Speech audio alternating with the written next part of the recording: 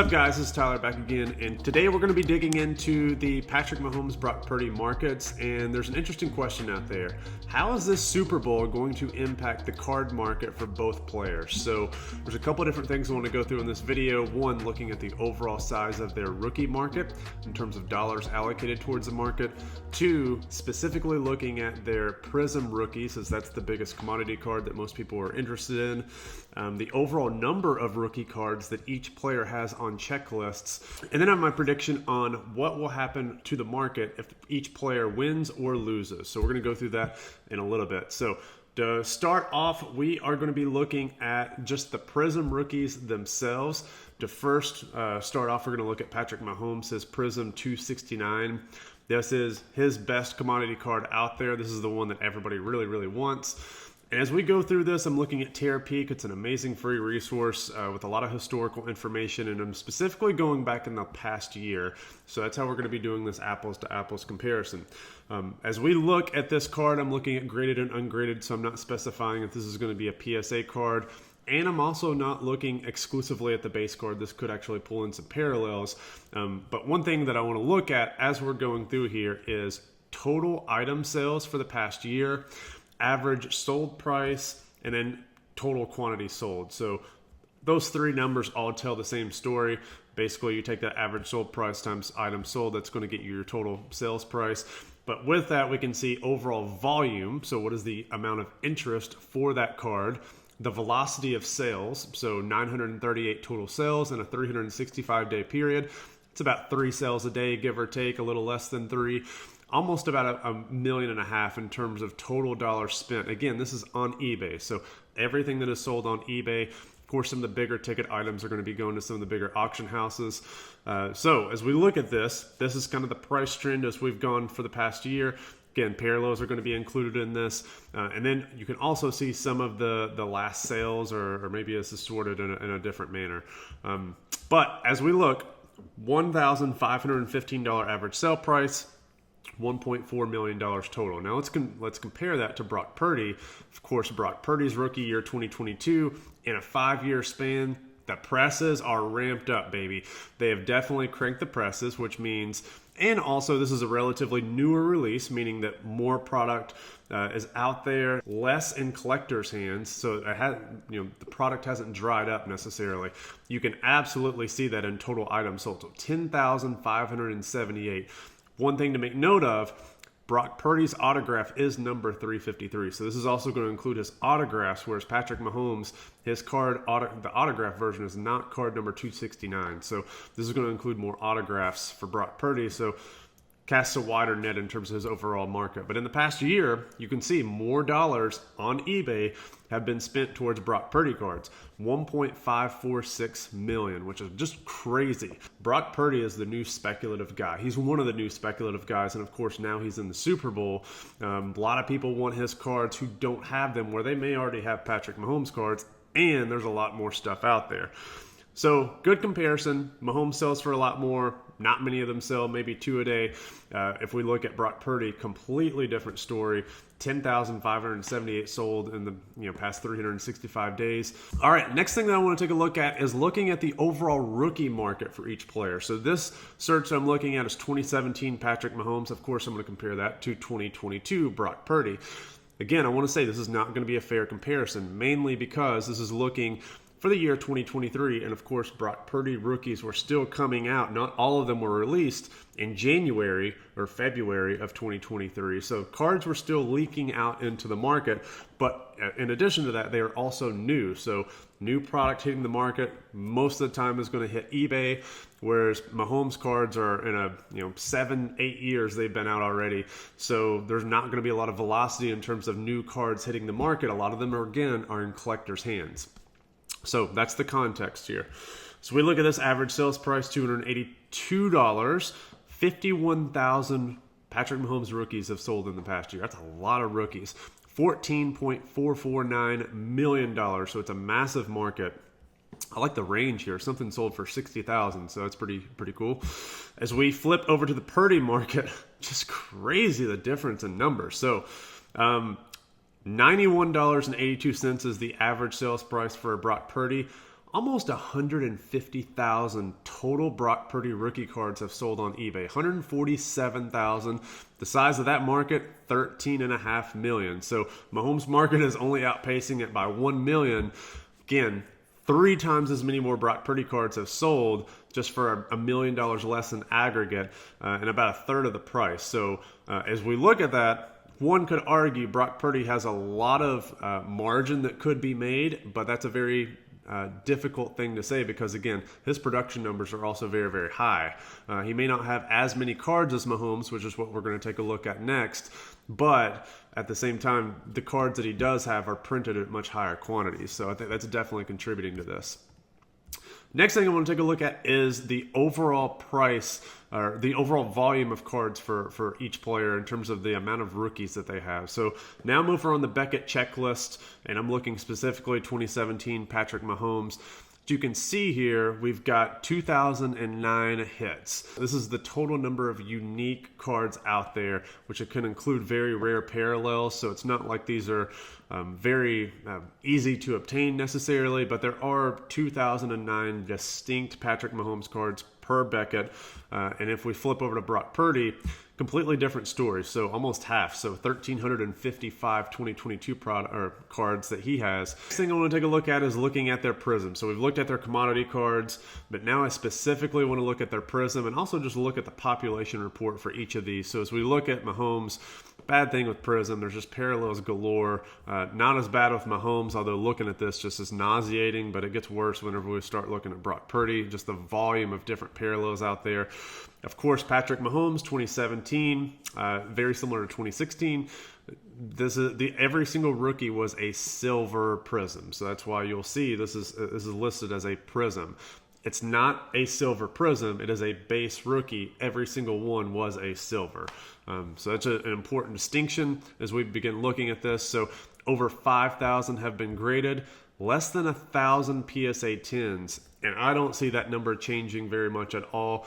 It would shock me if over the next 5 years that number creeps above 1,000 in terms of total pop. So this card, in my opinion, if you are going to invest, which I'm very cautious against people investing, but if you were going to invest and bet on Patrick Mahomes, this is a great card to get in your collection.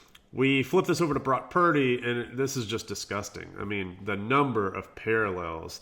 And of course, I believe this is going to include maybe some of the autographs in here, or maybe it's not including the autographs. But I'm just trying to orient myself here. I think the best comparison is going to be the silver Prizm, which you can see the population report down here at the bottom. I want to just show you the total number of graded cards for his base card at the top. 4,740 graded already. So the Mahomes has been out again since 2017, and we just have 5,100 graded.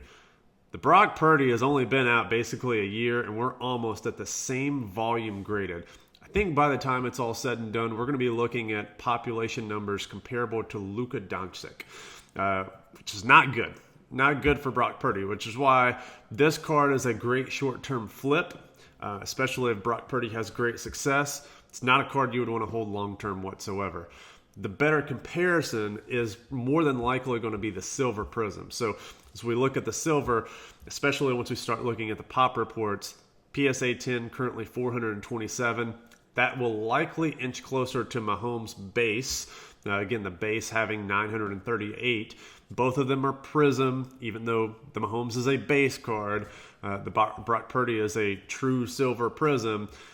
I think whenever it's all said and done, the total volume of PSA 10s is really all that's going to matter, and total PSA 9s, etc. I think that's a more apt comparison in terms of looking at prices and also just the overall amount of supply out there. So let's actually take a look and see how these cards are doing over time. So has there been any changes in the market in either of these cards? So Brock Purdy, 353, Prizm, silver, and just let's specifically look at PSA 10s. So in the past year, 247,000 total sales. And let's see if we can sort this. As we look, the last one that sold via auction, again via eBay, $910, $930. You can also see the price changes here throughout the summer. So this is right around the time I was buying a lot of Brock Purdy. So this is just not this specific card, but in general, Brock Purdy cards. So dead of the offseason, out of sight, out of mind. People were thinking baseball. People were thinking playoff basketball. And then the preseason run-up. Again, Brock Purdy hasn't played a single game yet. And you see the instant run-up, obviously. Maybe a rough patch. So I think he peaked right around in October. This is his rough patch. He lost 3 games, I believe, right around this time. Prices started to go down, and now there's a little bit of a boost. I'm not sure if this is an outlier. Maybe there's a couple cards added to that, but it looks like we've maybe stabilized and gotten back to October levels. So that's the market for Brock Purdy. There hasn't been a massive run-up that we've seen yet. Of course, the last sale for this card was on the 29th. Now let's look at the Mahomes market. So Prizm 269 PSA 10. Overall, the size of this market, again, there's almost double the volume compared to the silver Brock Purdy. We're looking at 671,000 in the past year. And this is obviously some type of outlier. So this may be looking at the autograph. Maybe that's been pulled in. I don't know if it is. Actually, this card, 269. It looks like a couple of these have been autographed in person. This card really hanging out at a low price. So again, compared to the Purdy, we're looking at basically a $900 to maybe $1,000 card. The Mahomes, by comparison, looks like kind of a bargain considering what all he's accomplished in his career. Right now, I mean, we're looking at a card. Oof. Let's see the most recent sales for this. So 4,000. 4,000 is about right. There are a couple of these that are autographed, so that's going to throw some stuff off with the PSA DNA. But man, maybe 3,100 on a lucky day if you're able to snag one at auction. So we're looking between 3,100 and 4,000. Just a wide discrepancy in terms of pricing. That's a little crazy. That's still relatively low in the grand scheme of things. So now I want to talk about what's going to happen if each player wins and if each player loses. So we've looked at the overall market size for the rookies. We've looked at specifically the Prizms, the population reports, and also doing a comparison of the Prizm current value for each player, especially the silver Prizm for Brock Purdy. Now, how are these markets going to change depending on what happens as a result of the Super Bowl? Every player, both players, are going to benefit from the tremendous amount of Super Bowl hype leading up to the Super Bowl. We have a 2-week period where every single talk show, that's all they're going to talk about is how great Mahomes is, or how great Brock Purdy is. The narrative for each player is going to be totally different. So let's first start off with Patrick Mahomes. If I were to quantify or say specifically how his market is going to be impacted, I would say he is in a can't lose situation.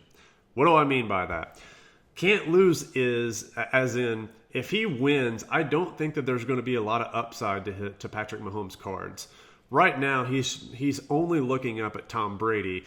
And if you remember Tom Brady's market, during that period of him accumulating his middle ring, so rings number 3 and then the stretch to 4 and 5, his market really didn't start making a leap until he started getting into that Michael Jordan territory of 6 rings. At some point, all those rings get lost in the shuffle, and it's just like, hey, it's the same story over and over and over. So ultimately, Patrick Mahomes' market right now looks much more like a collector-centric market. There's less speculative dollars being thrown at Patrick Mahomes because his prices are already high. The buy-in for his cards is already high. So all the people trying to find the next Mahomes are obviously not trying to speculate on a very high-priced player. They're trying to find the next Mahomes, which is why you see all the speculative money being thrown at quarterbacks over the past couple of years, and every single one of them has been a losing bet if you were investing. So Mahomes' market is a much mature market. It's not prone to speculation, which is why you don't see a lot of his cards being sold. Less flippers involved. Again, more mature. You see a lot of Tom Brady people coming over from the Patriots because they may see a resemblance in the dynasty. I see a lot of that. So if Mahomes wins, there's not going to be a massive increase in his prices. Conversely, if Mahomes loses, there won't be a massive crash in his prices. There's going to be some ebbs and flows. If he loses, well, he's got more chances to chase Tom Brady.